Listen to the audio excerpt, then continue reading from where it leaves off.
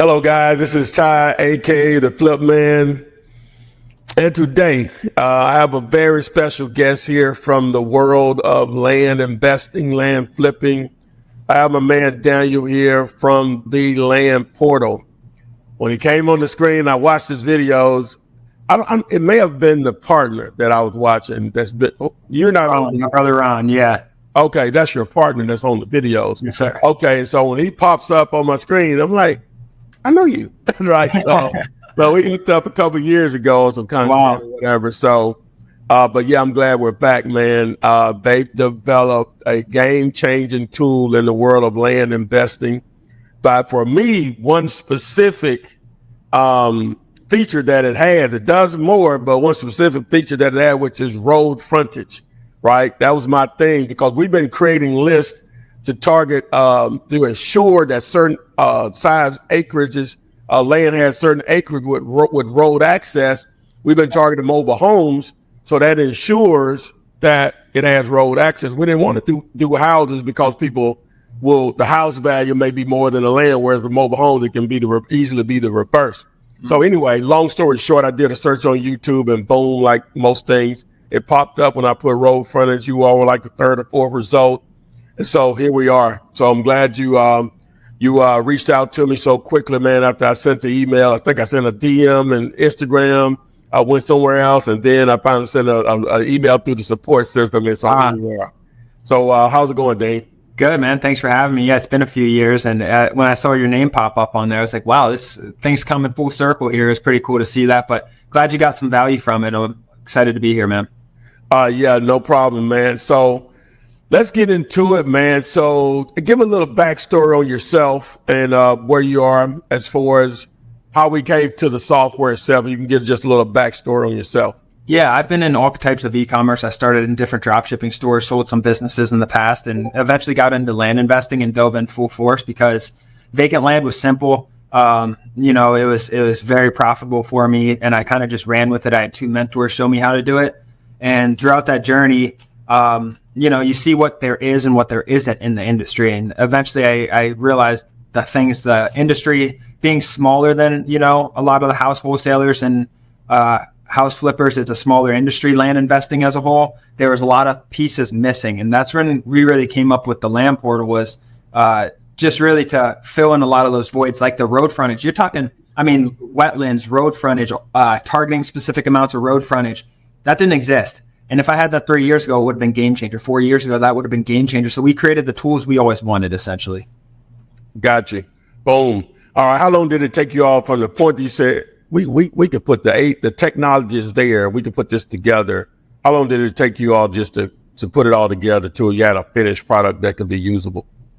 About 8 months. We have a full developer team. There's a lot of data, warehousing, and storage. We have all access to 157 million parcels on the boundaries, on the data, on everything in between then.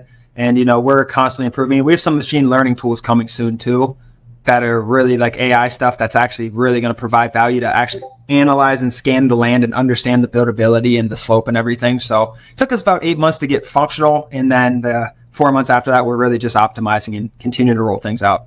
So it just released this year? Yes. Okay. All right. Cool. All right. So are we going to be able to demo? I didn't even ask you when we were going back and forth in an email, but I assume so, right?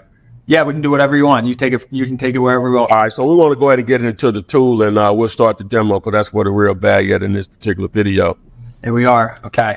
So this is the home screen. This is just obviously a map of the U.S., but really you can use the Land Portal for a few different things. One, you can use it. Let me pull that down. One, you can use it for data exporting, right? To get the exact data amount you want and using the filters you want to use. Two, you can use it actually as a map. So every single parcel is going to have all the information in it that you need, and you can zoom in. This is somewhere rural in Ohio maybe, but you can see there's a house here. You can click into it and you can get a property card when I click it. I am on an admin account right now, so it looks a little bit different.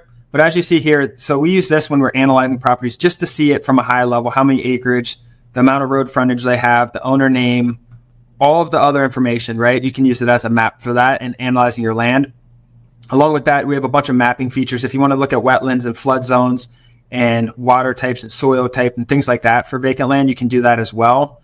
You can look at the slope on it, these contour lines, show you the slope and everything as well. So you can use it from a map. You can use it from a data perspective, pulling up individual properties as well. You can use this search bar up here and search by address, parcel number, owner, all of that stuff. So that's a couple ways how you use it just from a map perspective.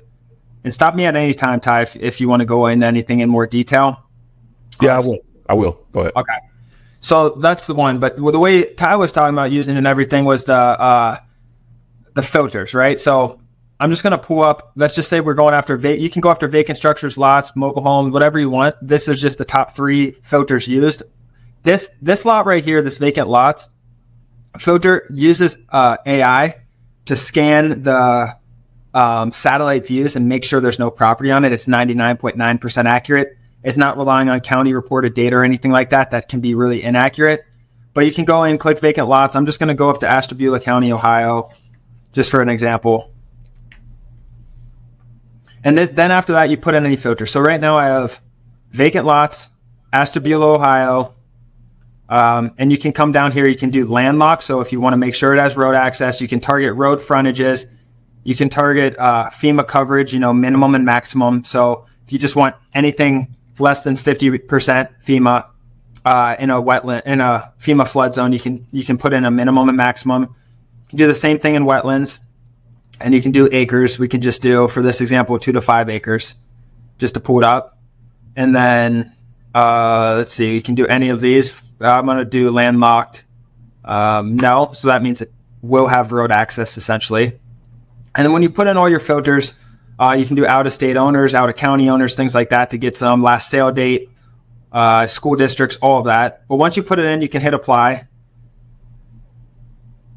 I am on an admin account, so sometimes the loading can be a little slower, especially when you have these landlocked filters. But you see I got 1,400 that fit that criteria. Like I said, this is a mapping software, so you can map every single one of your points out. This is all 1,400 of them. You can dive in, select, unselect them over here. You can really do a lot of different stuff with using this map. But do you have any questions on this so far? Yeah, no. Just keep rolling. I got some questions. I just want you to sort of roll through it. All right.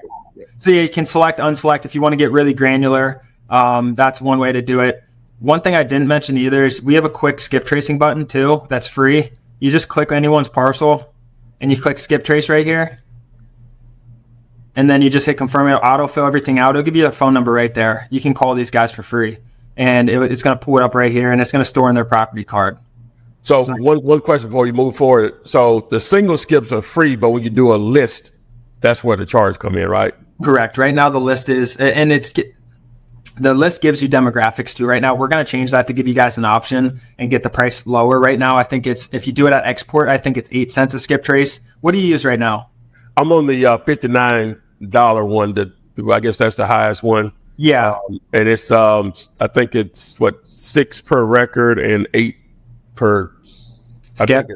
Something like that. Yeah. Something like that. We're looking at options to get the skip price lower because I know people usually just want phone numbers, but we do get full demographics, so you get age and gender and all that stuff as well in the export. But that's beside the point. So yeah, the bulk skip tracing costs money. Single skip tracing, if you're going through and calling neighbors and things or calling certain points, you can get for free.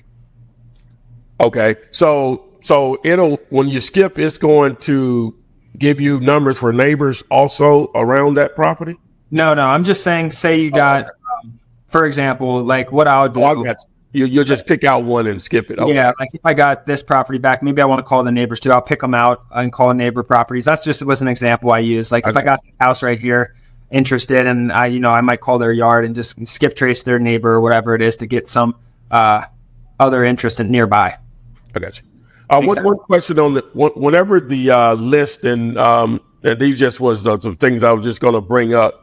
Whenever I download a list, unless it may be there, but I couldn't find it in the Excel sheet, is that it would be great if it would include the acreage and the parcel ID for the property. I manually have added them from the unskipped list to the skipped list. Yeah, it would be ideal to have both of those there. Now, it looks like it's still matching up because normally it skips. If it's 300, you all normally at a rate probably you'll do 295 of them. right? So I don't know if it's off, but it looks like I'll just check periodically through. And it seems like when I copy and paste into the skip list, it still matches up. But I just thought it may be an added benefit to add the acreage and at least the APN into the skip list also. That's really good feedback, and we're actually working on that as well to combine them. Essentially, one thing you can do is use that custom field. So at the bottom here, I'll show you why I have you here. Okay. When you're in the skip trace and you upload a file. Let me just pull up any file I have here. So these 3 custom fields at the bottom. Okay. You can put, this is not a skip trace. This is not a export. This is a random file that I just selected. But you can put custom fields and these 3 will stay with you. So you can put acreage, county, or zip code or whatever you want on these 3 fields. So you said for that example, you wanted acres and what else? And APN? APN, yeah. Mm-hmm. You can carry those here. So I would do that for that. I need to put some more information here, like a little pop-up to notify you to do that. But yeah. Okay, so that's after you skipped it and you upload it back, or no? This is when you're skip tracing it, essentially. Did you say that again? This is when you're uploading it to skip trace before. Okay, so it wouldn't be from a list that I built in here. I would have to download the list I built here first, and I export it, and then upload it back to skip trace it and add those fields. Oh, because you're asking when you export it, you have that button there and it says export or skip trace. Yeah. Okay. That we're working on to get those custom fields in there. Correct. That's not in there right now, but we're working on that. Okay. Cool. All right. Good point though. Yep. Okay. You can continue. All right, cool. So going back to the filtered search, our filters here went away, but any other questions on this filtered so far and everything that you have? You can save your filters, come back to them.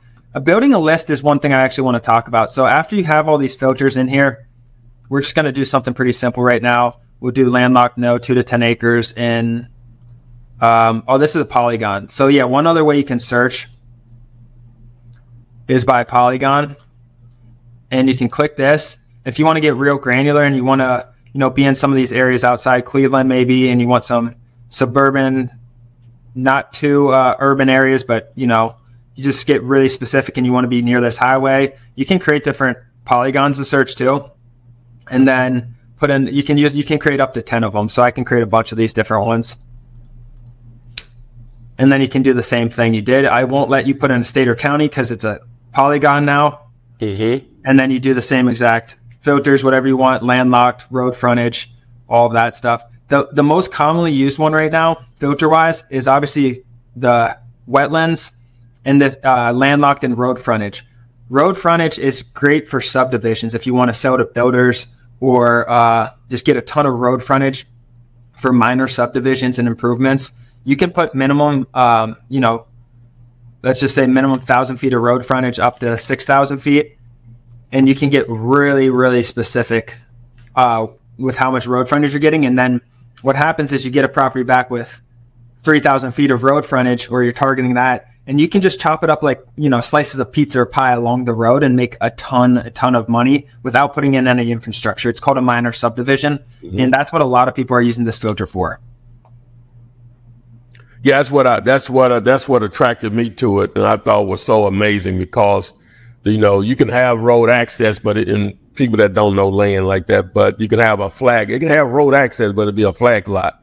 And so exactly. most of the land is not on the road or whatever. So you could literally build a list of just, if that's what you're looking for, trash, as I would call it, you know what I'm saying, because the road frontage sucks. So exactly. And that's what I'll show you some of these properties as examples just to see what kind of properties you're going to get back with these. As you see right here, like you'll just get, where'd it go? This is actually a whole property. So you'll get properties like this with this whole road frontage down. This is a little weird of an example. I'm going to click another one for you guys. It's an odd piece of land, but like this, look at all that road frontage right here. All of your properties when using this are going to look like that. And that's something we've never had before. So kind of just to hit on your point again. Oh yeah, that increases the value greatly in a lot of cases. Uh-huh. Have that much road frontage, yeah. Especially when they're in a square box and it's that much road frontage. Right.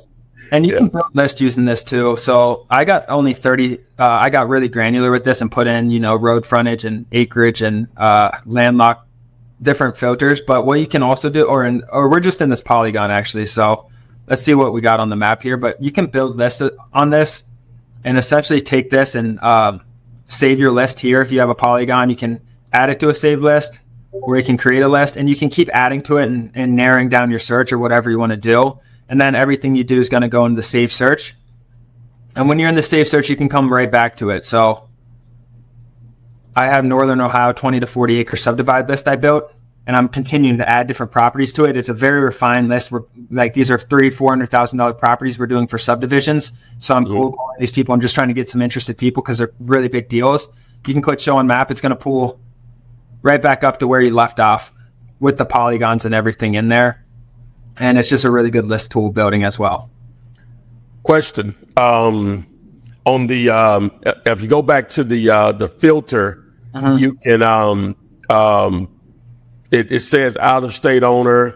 It also says out of county owner. And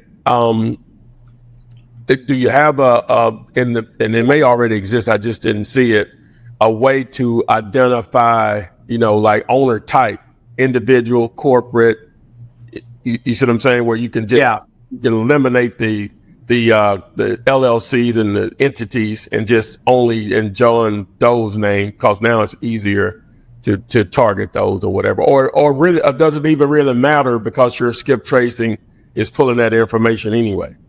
No, well, either way, we are adding that soon to get it's going to be called individual owned or corporate owned, essentially is what you're asking, correct? Yes, correct. Yeah, we're adding that soon. We have 70 new filters, Ty, coming here soon, and it's going to have all of that. It's going to have mortgage information, a lot more in-depth data here soon. I was going to add the corporate owned now, but we have access to that data that we're importing here very, very soon. So within the next 45 days or so, every filter you could imagine will be on here. Okay. All right. Nice. All right. If we could get into, the tool is great. But you're actually a land investor. You all move a lot of land. Get into it.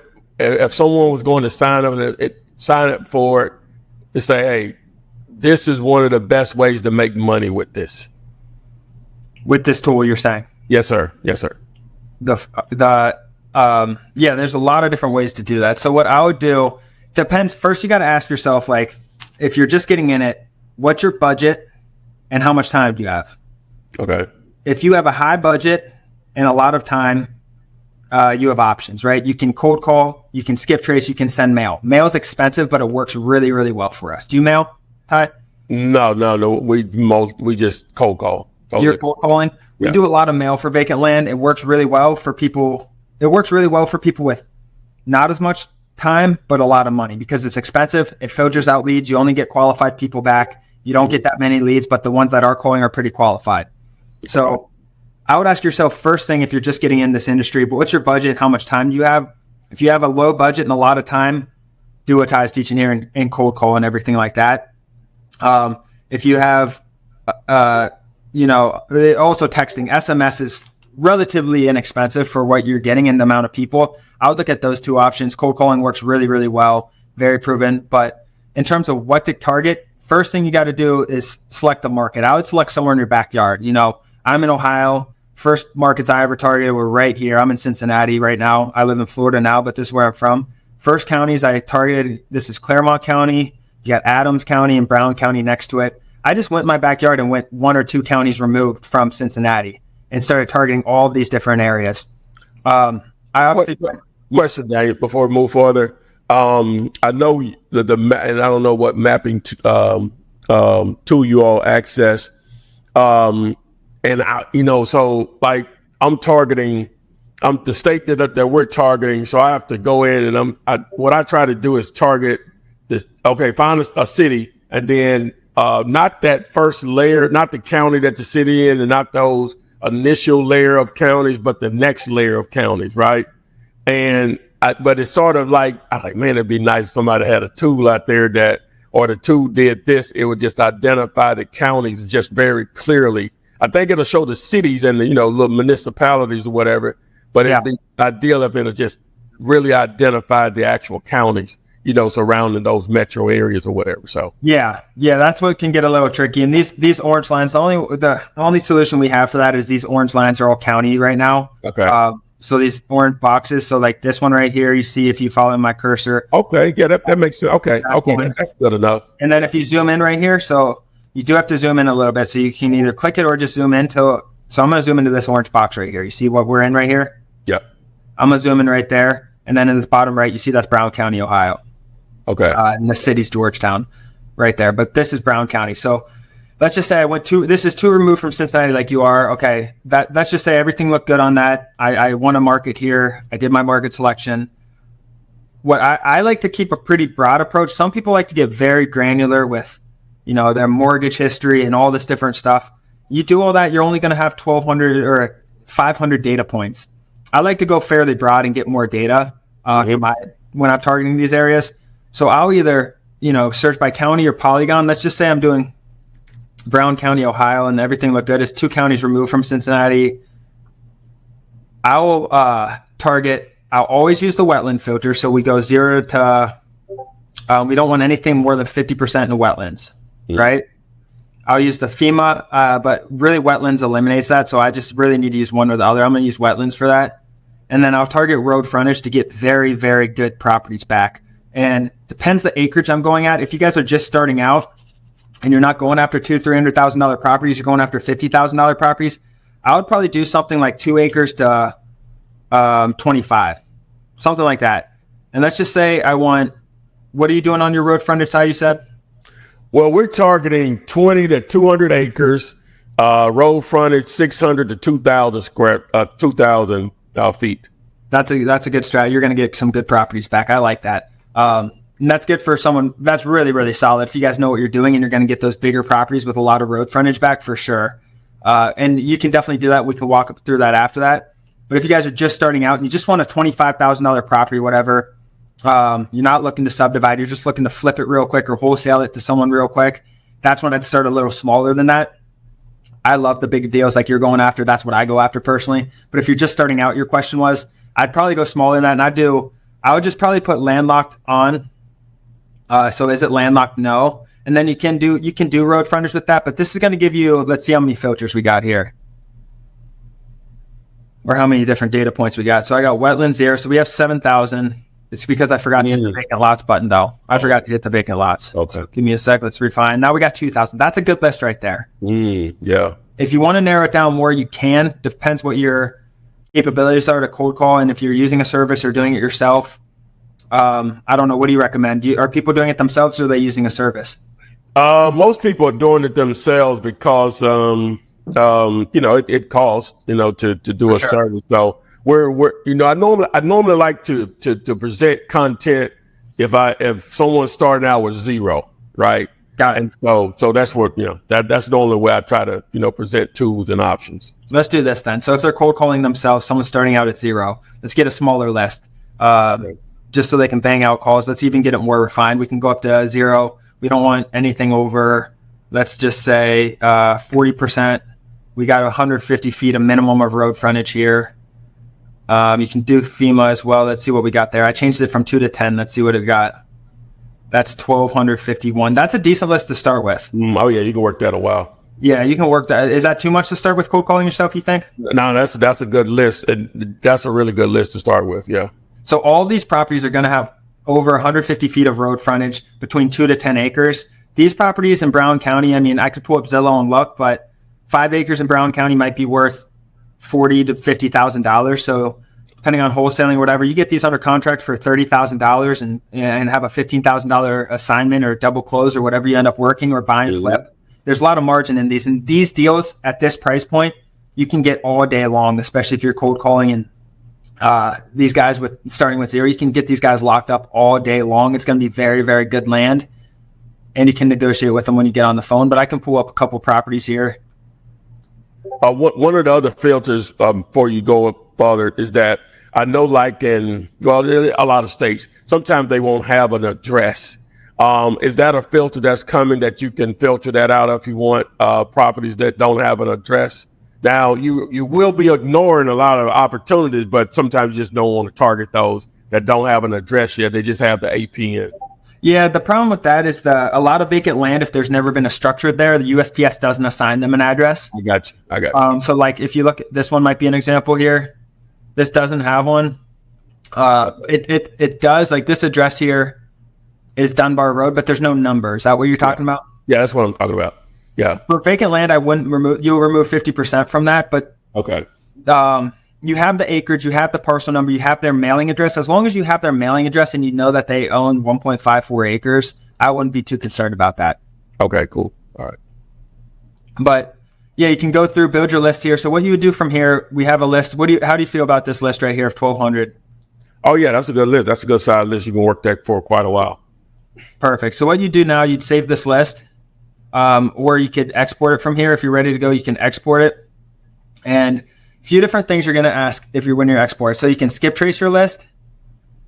You can send export, or no, you can remove duplicates, which I'd recommend. So then you won't have two of the same owners because you're going to be cold calling. So that takes your list down from 1,200 to, what is that, 911 now. 911, yeah. Mm-hmm. So that's just removing people who had two different, who owned more than one property. So it's taking, if James Smith owned 5 properties in that area, you're only going to see one of them now, which is good because when you're on the phone with them, you can negotiate and say, hey, you own anything else? Are you interested in selling any of your properties, things like that? Does that make sense? Yes.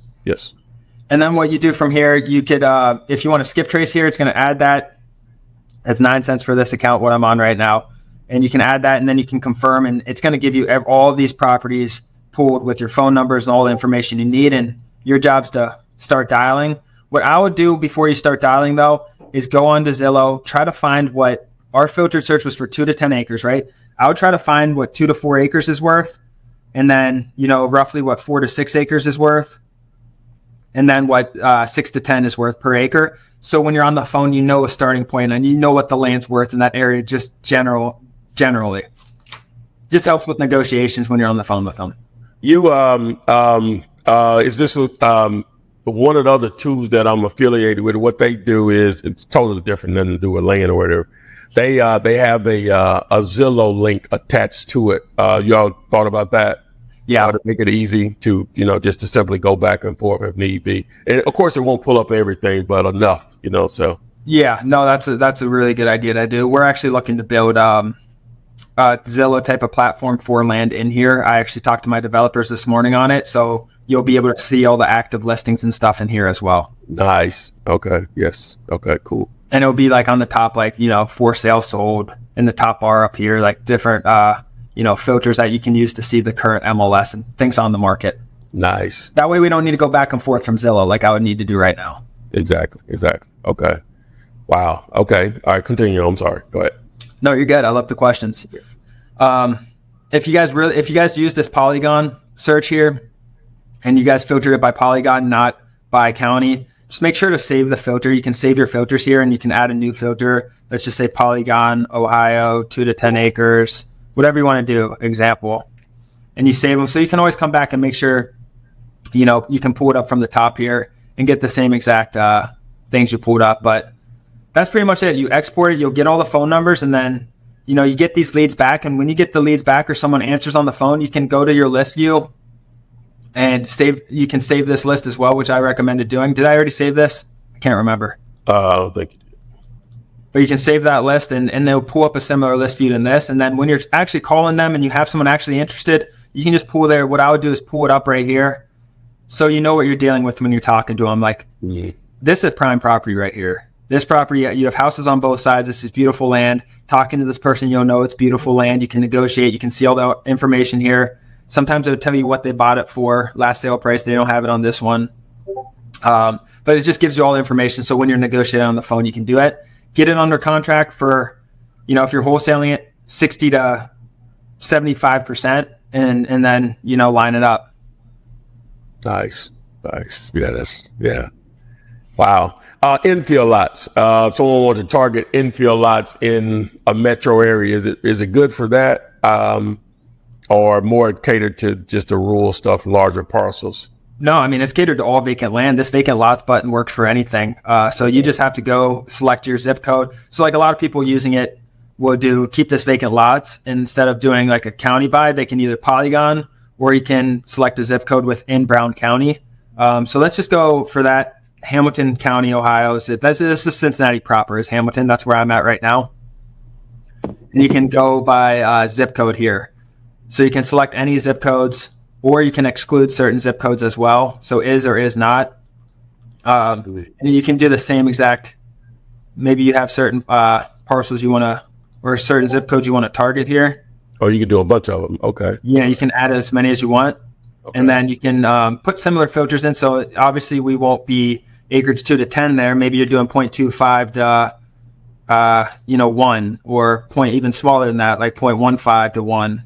So whatever it is, you just put in the same exact things, whatever makes sense for you. You're not going to have this road frontage at 150 feet because a 0.15 acre lot isn't going to have 150 feet of road frontage. Correct. So I would remove that, but I'd make sure to use this landlocked instead of road frontage, and then just click no. And then you can use the same exact filters you had before.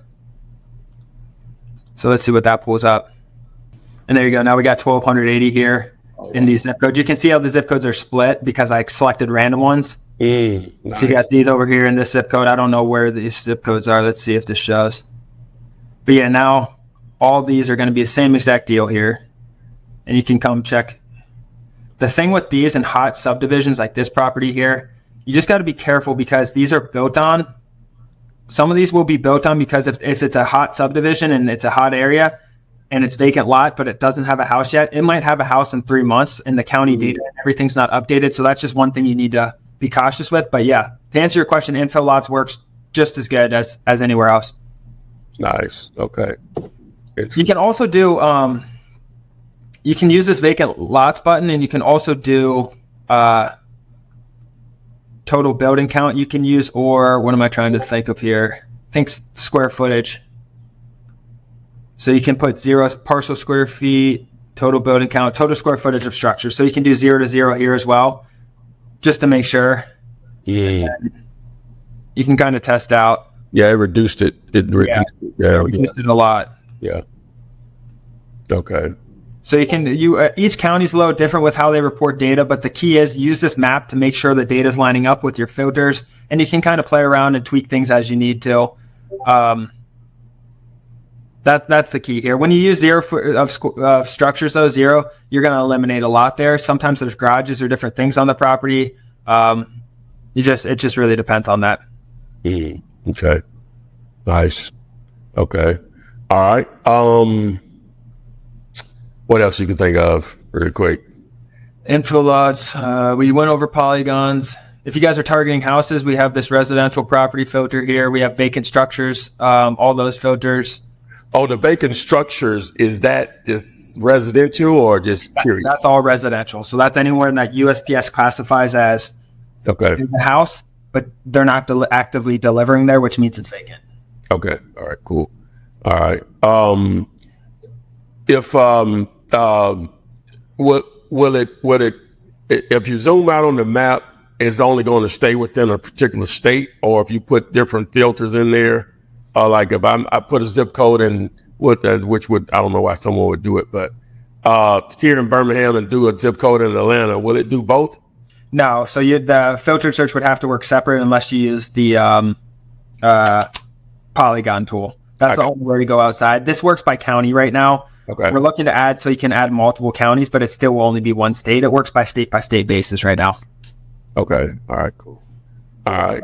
And the reason is a lot of times because a lot of these filters will overlap. So like the subdivisions, and like a lot of these you'll have in Birmingham and in Cincinnati, say, you'll have them overlapping, and it just really complicated things and overwhelmed the system with it. Okay. Okay. What as far as when did you all release this? I saw the oldest video was like 4 months.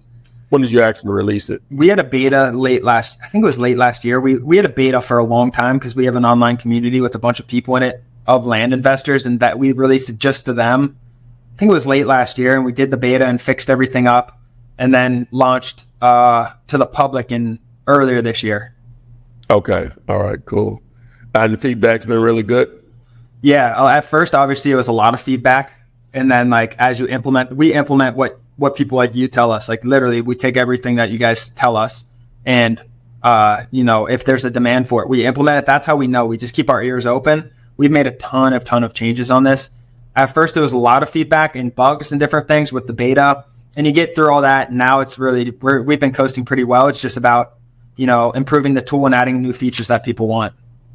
Okay, nice. It's all about like our goal is our mission is like creating more freedom for people through financial freedom, right? Essentially, that's our mission. And every single thing that we implement or do on here, the question we ask ourselves, like, is it going to help people get that freedom with less resistance? Essentially, like, is it going to help people get more deals, which will get them that more? So that's the question we ask before we really make any changes on any of this stuff.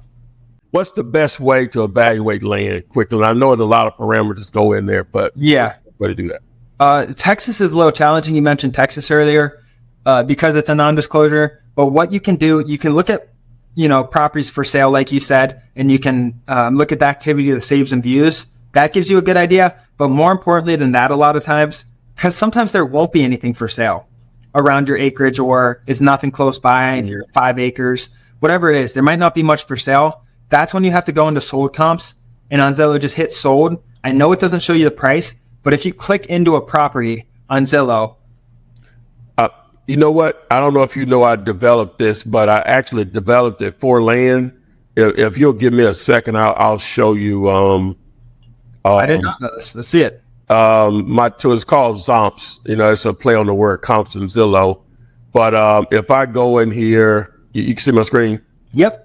Okay, if I go in here to, we'll just say Memphis, Tennessee, and let me clear this out. Okay.